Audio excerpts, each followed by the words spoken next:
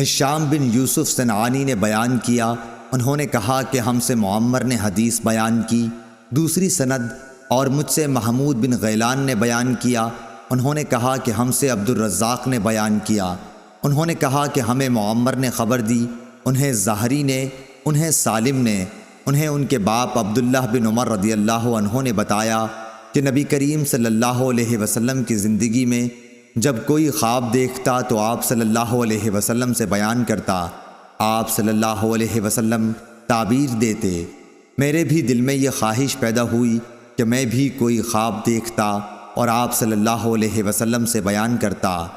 میں ابھی نوجوان تھا اور آپ صلی اللہ علیہ وسلم کے زمانے میں مسجد میں سوتا تھا، چنانچہ میں نے خواب میں دیکھا کہ دو فرشتے مجھے پکڑ کر دوزخ کی طرف لے گئے۔ میں نے دیکھا کہ دوزخ پر کنویں کی طرح بندش ہے، یعنی اس پر کنویں کسی منڈیر بنی ہوئی ہے، اس کے دو جانب تھے۔ دوزخ میں بہت سے ایسے لوگوں کو دیکھا جنہیں میں پہچانتا تھا۔ میں کہنے لگا دوزخ سے خدا کی پناہ۔ انہوں نے بیان کیا کہ پھر ہم کو ایک فرشتہ ملا اور اس نے مجھ سے کہا ڈرو نہیں۔